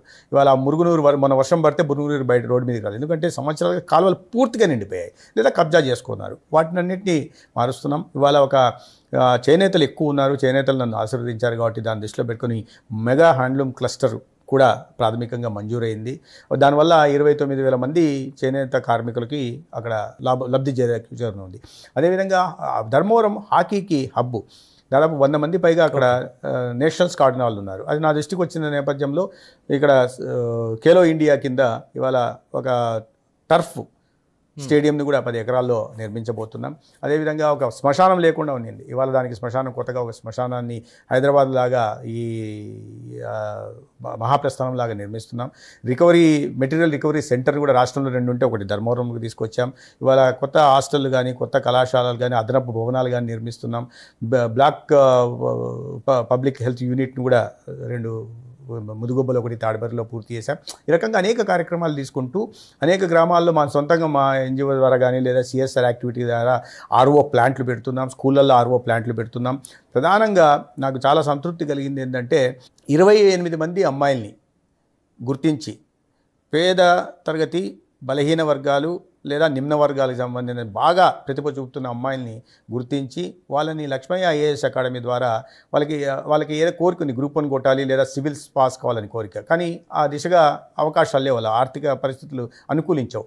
గుర్తించి వాళ్ళని లక్ష్మయ్య ఐఏఎస్ అకాడమీలో ఉచితంగా శిక్షణ వాళ్ళు ఇస్తుంటే దానికి కావాల్సిన వసతి అంటే దాదాపు 50 లక్షల దాకా అవుతుంది సంవత్సరానికి, అవి నేను భరిస్తున్నాను. నా ఉద్దేశం ఏంటంటే అక్కడ మంచి చదువు చెప్పించాలని, అక్కడ పిల్లలు గ్రూప్ 1 సివిల్స్ కొట్టే వాళ్ళు పిల్లలు రావాలి, తద్వారా వాళ్ళ జీవనాలు మార్పు రావాలని మొదటి సంవత్సరంలోనే మెగా ఒక జాబ్ మేళా నిర్వహించి 5,300 అప్లికేషన్లు వస్తే దాంట్లో 2,400 మందికి 101 మల్టీనేషనల్ కంపెనీస్ కూడా వచ్చాయి. 106 కంపెనీలు మల్టీనేషనల్ కంపెనీలు వచ్చాయి. 2,400 మందికి ఉద్యోగం ఇవ్వగలిగాం. అదే ఏపీ స్కిల్ డెవలప్మెంట్ కార్పొరేషన్తో కలిపి అదనంగా 2,200 మందికి ఇప్పగలిగాం. ఇప్పుడు 24వ తేదీ కూడా ఒక జాబ్ మేళా పెట్టాం, కానీ క్యాబినెట్ మీటింగ్ రావడం వల్ల నేను పోలేని పరిస్థితి కాబట్టి దాన్ని డెఫర్ చేసి జూలై నెలలో పెట్టాలని. అంటే మంచి నాణ్యమైన విద్య అందించడం, తర్వాత వాళ్ళకి ఆ మంచి ప్రతిభ చూపుతున్న వాళ్ళని ప్రోత్సహించడం, ఆ తర్వాత ఉద్యోగాలు ఇప్పించడం, ఇది ప్రధానంగా పెట్టాం. యువత బాగుపడితే గ్రామాల్లో వారికి మంచి ఉద్యోగాలు, ఉపాధి అవకాశాలు కలిగితే వారి జీవితాలు అదే విధంగా బాగుపడతాయనే విషయం మనకు తెలుసు. అదేవిధంగా కృషి విజ్ఞాన కేంద్రం కానీ ఇతరత్ర CCRA కింద ఒక రీసెర్చ్ సెంటర్ని కూడా తీసుకొచ్చే ప్రయత్నం చేస్తున్నాం. ఒక 50 పడకల ఆయుర్వేద ఆసుపత్రి కూడా ప్రతిపాదన పంపడం జరిగింది. కేంద్ర ప్రభుత్వానికి పంపించాం. కేంద్ర ప్రభుత్వం నేష్ ఆయుష్మాన్ కింద మంజూరుకు ఒప్పుకుంది. ఇక్కడ ఫైనాన్స్ మినిస్ట్రీ, ఎందుకంటే HR ఇక్కడ ఇవ్వాలి కాబట్టి ఫైనాన్స్ మినిస్ట్రీ దగ్గర ఇక్కడ పెండింగ్ ఉంది. ఇవాళ ఉదయం కూడా నేను ఫైనాన్స్ మినిస్టర్ గారితో మాట్లాడడం జరిగింది. ఈ రకంగా అంటే ఏ అవకాశం ఉన్నా ప్రతి దాన్ని వాడుకునే ప్రయత్నం చేస్తున్నాం. వ్యవసాయ రంగానికి మరింత ఊతమిచ్చడం కోసం ఫార్మర్ ప్రొడ్యూసర్ ఆర్గనైజేషన్ వ్యవస్థను కూడా పటిష్టపరిచే ప్రయత్నం చేస్తున్నాం. అనేక సంవత్సరాలుగా పెండింగ్లో ఉన్న నిర్వాసితులకు చిత్రావతి కింద SC విలేజెస్లో ఉన్న వాళ్ళకి ఇవాళ కొన్ని సంవత్సరాలుగా 2006 నుంచి లభించిన లబ్ధి వచ్చిన తర్వాత ఇప్పించాం. ఇంకా కొన్ని చోట్ల నిర్వాసితులు ఉన్నారు, వారికి కూడా పరిహారం ఇప్పించే ప్రయత్నం చేస్తున్నాం. మౌలిక సదుపాయాల కల్పన, ఉద్యోగ కల్పన, ఉపాధి కల్పన, అదేవిధంగా సహజంగానే ఆరోగ్య శాఖ మంత్రిగా ఉన్నాను కాబట్టి ఆరోగ్య వ్యవస్థను మరింత పరిస్థితులను ఉచితంగా వైద్య శిబిరాలు నిర్వహించడం, ఇవి ప్రధానంగా వీటి మీద దృష్టి పెట్టాం. ఇతర ప్రాజెక్టులను కూడా తీసుకొస్తాం. ఒక బైపాస్ నిర్మాణం చేయాలనే దీన్ని కూడా ప్రతిపాదన కేంద్రానికి ఇవ్వడం, అనేక రకాలైన ప్రతిపాదనలు కేంద్రానికి ఇవ్వడం జరిగింది. ఈ మొదటి సంవత్సరంలో చాలా వరకు చేసాం, ఇంకా దాన్ని చాలా చేయాల్సి ఉంది. ఆ దిశగా కూడా ప్రయత్నం చేస్తున్నాం. మొత్తానికి నన్ను ఆశీర్వదించినందుకు నేను ధర్మవరం ప్రజల రుణం ఖచ్చితంగా తీర్చుకుంటా. ధర్మవరాన్ని ఒక ఆదర్శవంతమైన నియోజకవర్గంగా ఖచ్చితంగా తీర్చిదిద్దా. దాంట్లో ప్రజల సహకారం నేను కోరుతున్నాను. అయితే ఈ క్రమంలో నాకు బాధ ఏంటంటే, ఒకవైపు ఒక సంవత్సర కాలంలో చేసిన పనుల పట్ల కాస్త సంతృప్తి ఉన్నప్పటికీ అసంతృప్తి ప్రధానంగా ఏంటంటే ఎక్కువ సమయం కేటాయించలేకపోతున్నాను. 5-6 రోజులు కూడా నెలలో వెళ్ళలేని పరిస్థితి. ఎందుకంటే రాష్ట్రం మీకు తెలుసు, అన్ని మొత్తం 5,30,00,000 మందికి 24/7 పనిచేయాల్సిన ఇది కావడంతో అక్కడ పరిమితం ఎక్కువ కాలేని పరిస్థితుల్లో సమయం తక్కువ కేటాయిస్తున్నా. అయితే నిరంతరం అక్కడ 24 గంటలు నా కార్యాలయ సిబ్బంది, దానికి సంబంధించిన ఇన్ఛార్జ్ అందుబాటులో ఉంటున్నారు. ప్రజలు ఆ విషయాల్లో సంతృప్తికరంగా ఉన్నారు. అయితే ఒక కంప్లైంట్ ఏంటంటే ఇంకా పెంచితే బాగుండు, ఫ్రీక్వెన్సీ పెంచితే బాగుండు అని, ఆ దిశగా నేను ప్రయత్నాలు చేస్తున్నాను. ఇలా పార్టీ సంబంధాలు ఎలా ఉన్నాయి నియోజకవర్గంలో? అటు టీడీపీ కావచ్చు, లేకపోతే అక్కడ టీడీపీ ఇన్ఛార్జిగా గతంలో ఉన్న పరిటాల శ్రీరామ్తో కావచ్చు, ఇలాంటి పార్టీ సంబంధాలు ఎలా ఉన్నాయి 2 పార్టీల మధ్య? పార్టీల సంబంధాలు బాగున్నాయి. నాయకత్వం విషయంలో మాకు ఏమీ భేదాలు లేవు, ఎటువంటి ఇది లేదు. బయట మాట్లాడుతుంటారు కానీ పరిటాల శ్రీరామ్ గారితో కానీ లేదా జనసేన నాయకులు రాష్ట్ర ప్రధాన కార్యదర్శి కూడా చిలక మధుసూదన్ రెడ్డి గారితో కానీ సంబంధాలు బాగా ఉన్నాయి. ఎవరి పని వాళ్ళు చేస్తూ ఉన్నాం, సహకారం అందించుకుంటూ ఉన్నాం. అయితే కింద స్థాయిలో కొన్ని మీరు అన్నట్టుగా కింద స్థాయిలో చిన్న ఇవి ఉన్నమాట వాస్తవమే. ఎందుకంటే కొద్దిగా చేరికలు ధర్మవరంలో వైసీపీ నుంచి చేరికలు జరుగుతున్నాయి. ఆ క్రమంలో కాస్త రెసిస్టెన్స్ ఉంటా ఉంది. అయితే మేము కూడా ఏమంటున్నాం, పార్టీని విస్తరించాలి. ఏ రాజకీయ పార్టీ అయినా విస్తరించాల్సిన బాధ్యత ఆ పార్టీ కార్యకర్తల మీద ఉంటుంది. కాబట్టి ఆ విస్తరించే క్రమంలో మేము తీసుకుంటున్న వాళ్ళని ముందే చూస్తున్నాం. వాళ్ళని వెట్టింగ్ చేసిన తర్వాతే కరెక్ట్గా ఉన్న డ్యూ డిలిజెన్స్ తర్వాతే పర్లేదా వైఎస్ఆర్సీపీ పార్టీ నుంచి వస్తున్నారు అనేసరికి జనాలందరికీ వీళ్ళు వాళ్ళల్లో కాస్త మంచి వాళ్ళని చూసి గుర్తించి అటువంటి వాళ్ళు అంటే సమాజం పట్ల కొద్ది సామాజిక బాధ్యత కలిగిన వాళ్ళని గుర్తించి వాళ్ళని తీసుకుంటున్నాం. ఆ క్రమంలో కొద్దిగా రెసిస్టెన్స్ అక్కడక్కడ ఉంటుంది. అదేంటి వైసీపీ నుంచి తీసుకుంటున్నారు కదా అన్న విధంగా. అంటే వైసీపీ నుంచి తీసుకుంటున్నారనే కంటే టీడీపీకి పూర్తిగా వ్యతిరేకంగా ఉన్న వాళ్ళని తీసుకుంటున్నారనేది ప్రధానంగా అక్కడ వినిపిస్తున్న వాయిస్. అది మీరు దీన్ని బట్టి ఆధారపడి ఉంటుంది. ఇప్పుడు ఉదాహరణకి కుప్పంలో కూడా వైసీపీ నుంచి వచ్చేసారు మున్సిపల్ చైర్మన్, గతంలో ఉన్న చాలా ఆరోపణలు ఉండేవి. హిందూపూర్లో కూడా కౌన్సిలర్లు అంతా వచ్చారు, ప్రతి చోట వస్తున్నారు. అది ఏంటంటే ఆ క్రమంలో మనం ఈ రకంగా అనొచ్చు కానీ విమర్శ చేయడానికి ఆస్కారం ఉంటుంది. కానీ మీరు ఆర్గనైజేషన్ని భౌగోళికంగా విస్తరింపజేయాలా, అన్ని వర్గాల్లోకి వెళ్ళాలనుకుంటున్నప్పుడు ఇటువంటి విమర్శలు వస్తుంటాయి, దాంట్లో తప్పలేదు. పూర్తిగా వ్యతిరేకం అంటే అందుకే అక్కడ ఒక మనస్తత్వం ఎలా ఉండేదంటే ఒక గ్రూపులో ఇది ఎక్కువగా ఉంటుంది, దాని కారణంగా ఆ రకంగా ఉన్నాయి. అందుకని వచ్చిన తర్వాత మేము ఏ గ్రామంలో అయితే ఎవరైనా వచ్చారో ఆ గ్రామంలో తెలుగుదేశం పార్టీ నాయకులతో కూడా మాట్లాడడం జరుగుతుంది. నేను స్వయంగా ఇళ్ళకి వెళ్ళి మాట్లాడడమో లేదా చేయడమో జరుగుతుంది. పార్టీని విస్తరించాల్సిన అవసరం ఉంది. అక్కడ వైసీపీని బలహీనపరచాలనేది నా లక్ష్యం. ఓకే, దాంట్లో మనము ఒకవైపు తెలుగుదేశం పార్టీ కార్యకర్తలు కానీ నాయకత్వాలను గుర్తించాల్సింది ఏంటంటే అది తీసుకుంటున్న క్రమంలో వైసీపీ బలహీనపడుతుంది, దాన్ని చూడాల్సి మనం. అదేవిధంగా అక్కడ వచ్చిన కొత్త వారికన్నా ఏదైనా ఆ ప్రాంతానికి జరగాల్సిన వాటిలో ఏదైనా ఉంటే మళ్ళీ పెద్దపీట మాత్రం తెలుగుదేశం పార్టీ కార్యకర్తలకి లేదా బీజేపీ ముందు నుంచి పనిచేస్తున్న కార్యకర్తలకే వాళ్ళకి ప్రాధాన్యత ఉంటుంది. అది కూడా ముందే ఎవరైనా వస్తున్న వాళ్ళకి ముందే చెప్తున్నాం ఈ పరిస్థితి ఉంటుందని. వాళ్ళు కూడా అర్థం చేసుకుంటున్న వ్యక్తులనే తీసుకోగలుగుతున్నాం, లేని వ్యక్తుల్ని లేదంటే చాలామంది ఇంకా రావడానికి సిద్ధంగా ఉన్నారు, మేము వాటిని ప్రోత్సహించట్లేదు వాటిని. మరోవైపు కీలకంగా మాజీ MLA Kethireddy good morning Dharmavaram పేరుతో అడుగడుగున ప్రజలకు నేను అందుబాటులో ఉన్నాను, కేవలం అక్కడ ఒక ట్యాంపరింగ్తోనే సత్యకుమార్ 3 రోజుల ముందుగా వచ్చి గెలిచారు, వచ్చే ఎన్నికల్లో ఖచ్చితంగా విజయం నాదే అని ప్రతి ఇంటర్వ్యూలో చెప్తున్నారు, ఆయన ధీమా వ్యక్తం చేస్తున్నారు. All the best to him. ఆయన నేను అందుబాటులో ఉన్నాను అని చెప్పడం కాకుండా ఏం చేశానో అదే చెప్తే బాగుంటుంది. అందుబాటులో ఉన్న వాళ్ళు మీకు బయట సోషల్ మీడియా కారణంగా చాలా బయట రోజు గుడ్ మార్నింగ్ అని పేరుతో పేరండి. మీరు ధర్మవరంలో ఏ ఇంటి తలుపు తట్టి అడిగినా, ఏ వ్యక్తిని కదిలిచ్చినా ఆ గతంలో ఎమ్మెల్యేగా ఉంటున్న వ్యక్తి ఏం చేశాడే అంటే గుడ్ మార్నింగ్ పేరుతో రావడం, ఎక్కడ ఖాళీ స్థలాలు ఎక్కడున్నాయో చూడడం, ఎవరైనా ఇల్లు కడుతుంటే వాళ్ళ అనుమతులు నిరాకరించడానికి వీటికి ఆ ఖాళీ స్థలాలను కబ్జా చేసుకోవడం, కొత్తగా ఇల్లు కడుతుంటే వాటిని బ్లాక్మెయిల్ చేయడం, అధికారులను పంపించడం, ఇటువంటి దందాలు చేసుకున్నాడు తప్పిస్తే, లేదా దౌర్జన్యాలు చేయడం, ఇటువంటి దందాలు చేశాడు తప్పిస్తే ప్రజలకి ఏం చేయలేదు. దాని కారణంగానే ఓడిపోయాడు. ఇంకా ట్యాంపరింగ్లు మాట్లాడితే అది కొద్దిగా ఏదైనా కనీస అవగాహన ఉన్న వాళ్ళు మాట్లాడే మాటలు మాది కాదు. మరి ఆ స్థాయికి దిగజారైతే నేను మాట్లాడలేను. మరి గతంలో ఎట్లా వచ్చారంట, 2019లో ఎలా గెలిచారంట, ఆ రోజు ట్యాంపరింగ్ జరిగిందా? కాబట్టి ఈ రకంగా మాటలు ప్రజాభిష్టాన్ని, ప్రజా తీర్పుని అఘోరపరచడం అవుతుంది. ప్రజలు మీకు స్పష్టమైన తీర్పు ఇచ్చారు. నేను కొత్త వ్యక్తిని వచ్చినా వాళ్ళు నమ్మారు, విశ్వసించారు కాబట్టి చేశారు. ఇవాళ కూడా ఈ రకంగా మాట్లాడుతుంటే ఇప్పుడన్నా అరే నేను కబ్జాలు చేశాను, అరే నేను దౌర్జన్యాలు చేశాను, ప్రజలను పీడించాను, దాడులు చేయించాను, ఈ విషయాల్ని ఒప్పుకొని ఆత్మపరిశీలన చేసుకొని భవిష్యత్తులో నేను క్షమాపణలు చెప్పి ప్రజలకి భవిష్యత్తులో నేను ఇవి చెయ్యను, మారాను అని చెప్పుకుంటే ప్రజలు ఏమైనా ఆదరిస్తారేమో. కానీ లేదా ఆయన ఇంట్లో కూర్చొని కలలు గంటా ఉంటే దాన్ని ఎవరు ప్రజలు గుర్తించే పరిస్థితులు లేరు. వాటిని అది ఇంకా సరే ఆయన, నేను అందుకే ఆల్ ది బెస్ట్ అన్న, మంచిదే. అదే రకమైన మానసిక స్థితిలో ఉంటే మిమ్మల్ని ఎవరు రక్షించలేరు.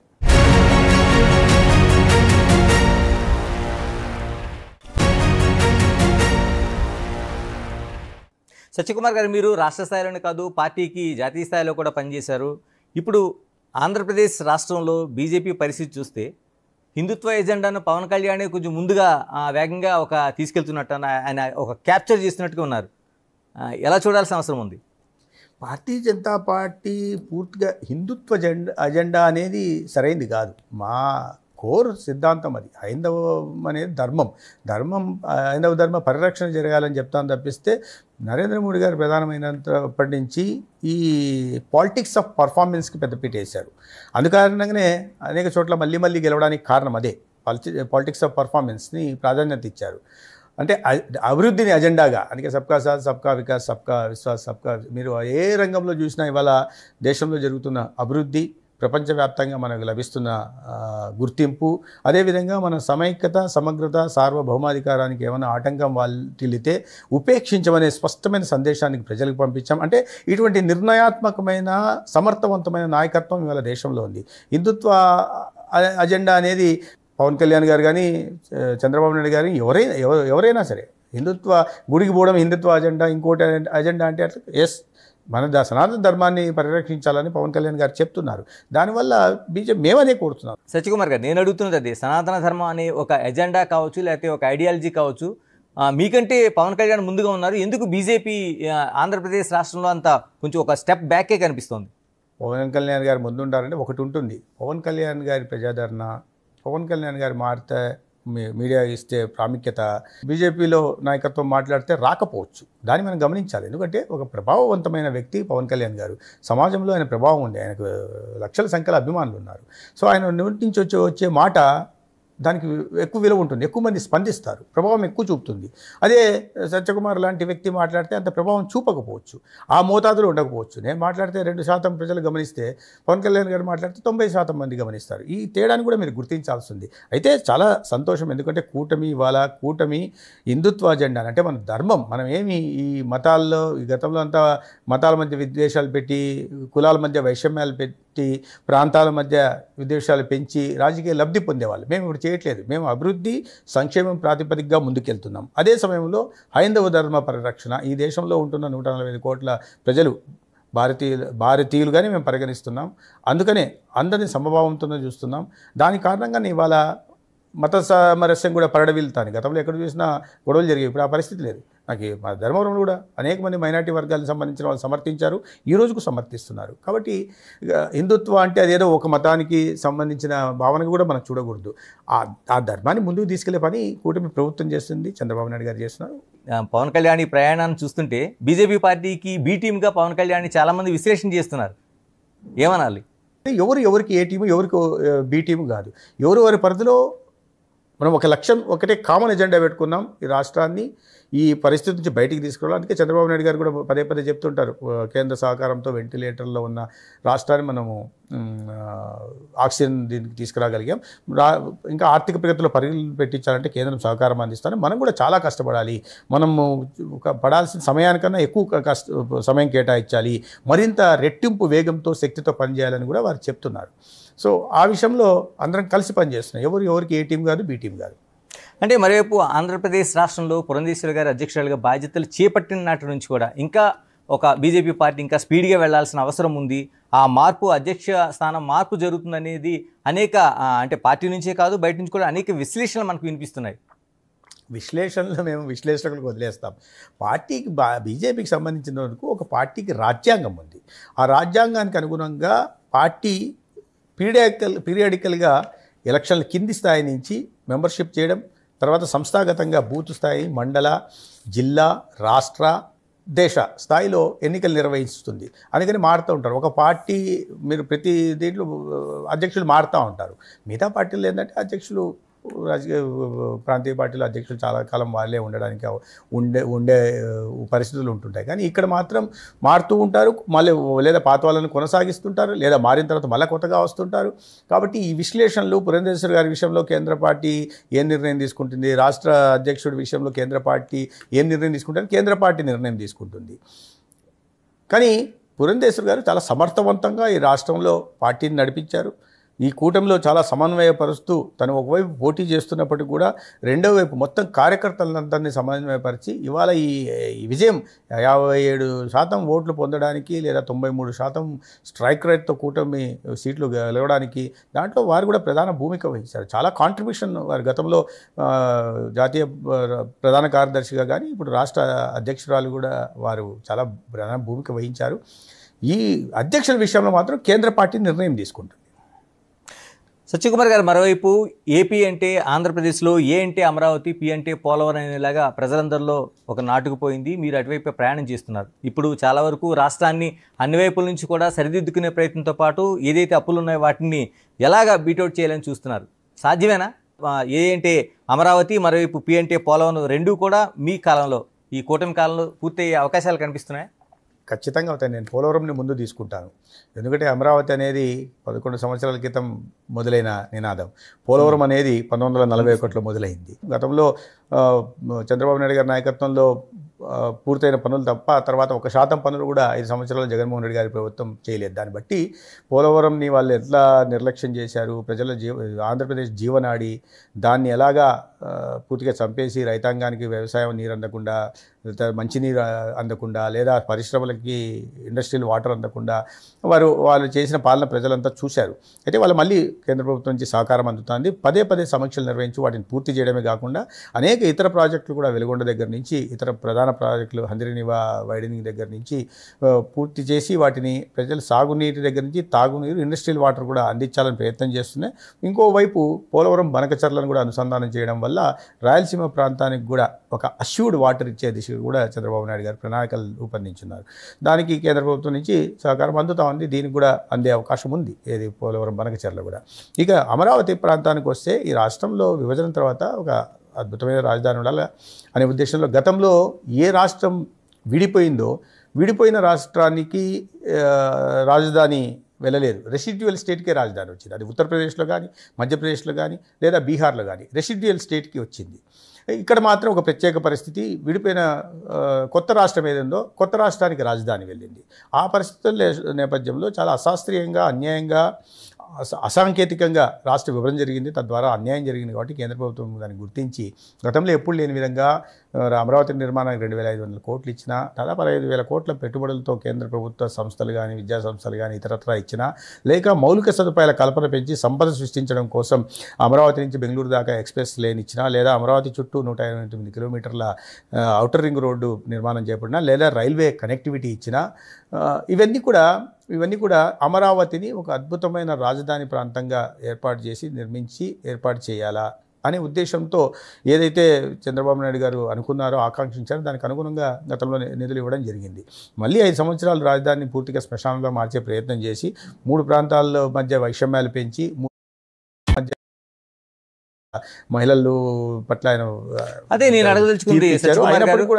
సత్యకుమార్ గారు ఇంత ప్రతిష్టాత్మకంగా తీసుకున్న అమరావతిని ప్రధాని సైతం ఒకసారి శంకుస్థాపన చేశారు, తర్వాత పునర్నిర్మాణ పనులు ప్రారంభించారు.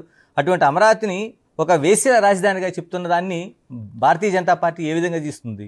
ఇప్పటికి కూడా అంటే వాళ్ళు అమరావతి ప్రాంతం మీద మళ్ళీ విషం చిమ్మే క్రమంలో చేసిన వ్యాఖ్యలు, జుగుప్సాకరమైన వ్యాఖ్యలు మాత్రం చాలా తీవ్రంగా ఖండించింది. తర్వాత దాన్ని సమర్థించుకునే ప్రయత్నం చేయడం మరింత తీవ్రంగా. అంటే ఇవన్నీ చాలా కుట్రపూరితంగా, ప్రణాళికాబద్ధంగా మళ్ళీ వైషమ్యాలు పెంచడం కోసం, మళ్ళీ వారి వైఫల్యాలని కప్పిపుచ్చుకుంటూ ప్రజలు దృష్టి మరల్చడం కోసం తీసుకొచ్చినట్టుగా జరుగుతోంది. ఎందుకంటే ఇవాళ ప్రధానంగా ప్రజలందరూ సంతృప్తిగా హామీలు ఒక్కొక్కటి నెరవేరుతూ ఉన్నాయి. చాలా పెద్ద హామీలు, ఇది సామాజిక పెన్షన్లు చేయడం కానీ, దీపం పథకం కానీ, లేదా ఇవాళ తల్లికి వందనం కానీ, లేదా రేపు రాబోయే రోజుల్లో ఈ అన్నదాత సుఖీభవ కానీ, ఇట్లాంటి ప్రధాన అంటే ఊహించని విధంగా గతంలో 3 సంవత్సరాలు 4 సంవత్సరాలు చేస్తే ఇవాళ మొదటి సంవత్సరం నుంచి మొదలుపెట్టాం. ఈ ప్రజలు ఇవాళ సంతృప్తికరంగా ఉంటున్నారు, కనిపిస్తూ ఉంది అభివృద్ధి. ఒకవైపు అభివృద్ధి కనిపిస్తూ, రెండో వైపు సంక్షేమ ఫలాలు కూడా ఇస్తున్నాయి, హామీలు నెరవేరుతున్నాయి. వీటి నుంచి ప్రజలు దృష్టి పరచడం కోసం ఇటువంటి వివాదాస్పద వ్యాఖ్యలు చేసి ప్రజలు దృష్టి పరించే ప్రయత్నం వైసీపీ చేస్తూ ఉంది. దానిలో భాగంగానే ఈ రకమైన వ్యాఖ్యలు చేసింది. ఎందుకంటే ఎవరు కూడా మాట్లాడకూడని మాటలు మాట్లాడుతున్నారు. దాన్ని ఆ పార్టీ అధినేత ఖండించకపోగా ఎవరైతే వీటిని డిబేట్లు పెట్టారో వాళ్ళని అరెస్ట్ చేస్తే వాళ్ళకు మద్దతుగా మాట్లాడుతున్నారు. ఇక దాన్ని బట్టి వారి మానసిక స్థితి ఏ రకంగా ఉందో మనం అర్థం చేసుకోవాలి. ఎవరు ఏ శక్తి కూడా అమరావతిలో రాజధాని నిర్మాణం జరగకుండా ఆపలేరు. ఆ మహిళల ఆత్మగౌరవాన్ని నిలబెట్టే ప్రయత్నం కూడా బీజేపీ చేస్తుంది. వీళ్ళకన్నిటికీ ఒకటే సమాధానం, రాబోయే రోజుల్లో చంద్రబాబు నాయుడు గారి నాయకత్వంలో కేంద్ర ప్రభుత్వ సహకారంతో ఒక అద్భుత రాజధాని నిర్మించుకోవడం, ప్రజల కలల్ని సాకారం చేసుకోవడం, అదే వారికి సరైన రీతిలో బుద్ధి చెప్తుందని నేను భావిస్తున్నాను. చివరిగా చెప్పండి సత్యకుమార్ గారు, ఎక్కడో అనంతపురం జిల్లాలోన గడేకల్లో పుట్టిన మీరు అంటే అంచెలంచెలుగా భారతీయ జనతా పార్టీలో కాదు, ఈరోజు ఆంధ్రప్రదేశ్ రాష్ట్రంలో ఒక కీలకమైన శాఖ నిర్వహిస్తున్నారు. అంటే ఈ గ్రోత్కి ప్రధాన కారణం ఎవరంటే మొట్టమొదటిగా మీరు చెప్పే పేరు ఎవరు చెప్తారు? నేను ప్రధానంగా దీనికి చెప్పాలి అంటే నేను పెరిగిన సంస్థ ప్రధానంగా, ఎందుకంటే నేను విద్యార్థి దశలో అఖిల భారతీయ విద్యార్థి పరిషత్ నుంచి పెరిగాను. ఒక సంస్కారం కానీ, లేదా ఒక విశాల దృక్పథం ఏర్పడడం కానీ, లేదా సామాజిక స్పృహ కలగడానికి కానీ, లేదా జాతీయవాద భావాలు అలవాటు చేసుకోవడంలో కానీ, వీటి మీద ఒక క్రమశిక్షణ జీవితం. ముందు అఖిల భారతీయ విద్యార్థి పరిషత్ నుంచి వచ్చాను. తర్వాత భారతీయ జనతా పార్టీ నాకు ఈ అవకాశం, మామూలు సామాన్య కార్యకర్తని ఇవాళ ఒక్కసారిగా, నాకు ఏ రకమైన కుటుంబ నేపథ్యం లేదు, అటువంటి వ్యక్తిని నన్ను అనేక రాష్ట్రాల్లో బాధ్యతలు 3 సార్లు జాతీయ కార్యదర్శిగా కూడా నియమించింది. 3 సార్లు జాతీయ కార్యదర్శిగా నియమించి, ఎందుకంటే మా ఆర్గనైజేషన్ చాలా చిన్నది, సంఖ్య తక్కువ ఉంటుంది జాతీయ స్థాయిలో. 10 మంది 12 మంది మాత్రమే జాతీయ కార్యదర్శులు ఉంటారు. అటువంటిది దక్షిణ భారత్ ఒకనొక సమయంలో దక్షిణ భారత్ నుంచి నేను ఒక్కనే ఉండేవాడిని. ఇప్పుడు ఇద్దరు ఉన్నాం. కాబట్టి అటువంటి అవకాశాలు నాకు ఇచ్చింది. దాంట్లో ప్రధానంగా నా మీద విశ్వాసం ఉంచిన ఈ పార్టీ నాయకత్వం, దేశ ప్రధాని నరేంద్ర మోడీ గారు కానీ లేదా అమిత్ షా గారు కానీ అవకాశాలు ఇస్తూ వచ్చారు. అయితే ఇవన్నీ రావడానికి, నాకు ఒక స్థాయి రావడానికి, నాకు ఒక గుర్తింపు రావడానికి, నిజానికి నాకు ఒక అస్తిత్వం కలగడానికి ప్రధాన కారణం మాత్రం మా గురువు గారు వెంకయ్యనాయుడు గారు. దాంట్లో అనుమానమే లేదు. చివరిగా చెప్పండి, 2029 ఎన్నికల్లో అంటే ఏడాది పాటు కూటమి ప్రభుత్వం ప్రయాణం చేసింది. మళ్ళీ 2029లో కూడా భారతీయ జనతా పార్టీ, తర్వాత టీడీపీ, జనసేన ఈ కూటమిగా ప్రయాణం చేసే అవకాశాలు ఎంతవరకు ఉన్నాయి? మెండుగా ఉన్నాయి. ఎందుకంటే మీరు చూడాల్సింది ఏంటంటే, ఈ రాష్ట్రం అభివృద్ధి చెందాలంటే మళ్ళీ ఈ 5 సంవత్సరాల కాలంలో పూర్తిగా సమూలమైన మార్పులు రాకపోవచ్చు. కనీసం 10 సంవత్సరాలు ఉండాలి. 10 సంవత్సరాలు ఉంటేనే ఆంధ్రప్రదేశ్ ఆర్థిక ప్రగతి సాధిస్తుంది, అన్ని రంగాల్లో అభివృద్ధి సాధిస్తుంది. ముఖ్యమంత్రి చంద్రబాబు నాయుడు గారు కలలు కంటున్న స్వర్ణాంధ్రప్రదేశ్ నిర్మాణం అవుతుంది. అదేవిధంగా వికసిత భారత్, ప్రధానమంత్రి కలలు కంటున్న వికసిత భారత్ నిర్మాణం జరిగి తీరుతుంది. ఇవన్నీ జరిగి తీరుతాయి. ఇవన్నీ జరగాలంటే ఈ ప్రభుత్వం, కూటమి ప్రభుత్వం అధికారంలో ఉండాల్సిన అవసరం ఉంది. దాని కారణంగానే ఈ సుదీర్ఘకాలం 2 టర్ములు పూర్తి చేసుకున్న కారణంగానే ఆ పారదర్శక ప్రజారంజక కారణం మోడీ గారు అందించిన కారణంగానే ఎక్కడో గాడి తప్పిన ఆర్థిక వ్యవస్థను వారసత్వంగా తీసుకున్న మన దేశం ప్రభుత్వం అతి కొద్ది కాలంలోనే దాన్ని 11వ స్థానం నుంచి 4వ స్థానానికి తీసుకెళ్ళాం. ఇవాళ ప్రపంచంలో అతి పెద్ద ఆర్థిక వ్యవస్థల్లో మనం ఒకరు, అదేవిధంగా అది పెద్ద సైనిక వ్యవస్థల్లో కూడా మనం రూపొందాం. ఇవాళ మన నాయకత్వం వైపు అందరూ గౌరవంగా చూసే పరిస్థితి ఉంది. ఇది కొనసాగాలి. ఆంధ్ర రాష్ట్రం కూడా అది పోవాలంటే చంద్రబాబు నాయుడు గారి లాంటి నాయకత్వం, పవన్ కళ్యాణ్ గారి లాంటి నాయకత్వం ఈ రాష్ట్రానికి చాలా అవసరం ఉంది. అయితే ప్రజలు కోరుకుంటున్నది ఏంటంటే ఈ రాష్ట్రం, కూటమి ప్రభుత్వం కొనసాగాలి, రాష్ట్రం అభివృద్ధి చెందాలి, ఒక స్వర్ణాంధ్రప్రదేశ్ నిర్మాణం కావాలి. సత్యకుమార్ గారు, థ్యాంక్ యూ వెరీ మచ్. ఇది టోటల్గా కూటమి ప్రభుత్వం ఒక ఏడాది కాలంలో సంబంధించిన ఆరోగ్య శాఖ కావచ్చు, అంటే ప్రజలు కూటమి ప్రభుత్వం కొనసాగాలనేది కోరుకుంటున్నారు. ఒకటి ముఖ్యమంత్రి చంద్రబాబు నాయుడు కళ్ళగంటున్నట్టు స్వర్ణాంధ్రప్రదేశ్ కావచ్చు, లేకపోతే ప్రధాని కళ్ళగంటున్నట్టు వికసిత భారత్ కావచ్చు. వీటన్నిటికీ ఖచ్చితంగా ఉండాలంటే దశాబ్ద కాలం పాటు ఆంధ్రప్రదేశ్లో కూటమి ప్రభుత్వం కొనసాగాలి. 2029 నాటికి ఇదే కూటమి మళ్ళీ తిరిగి అధికారంలో ఉంటుందనేది సత్యకుమార్ స్పష్టం చేస్తున్నారు. Keep watching Big TV. This is Ganesh.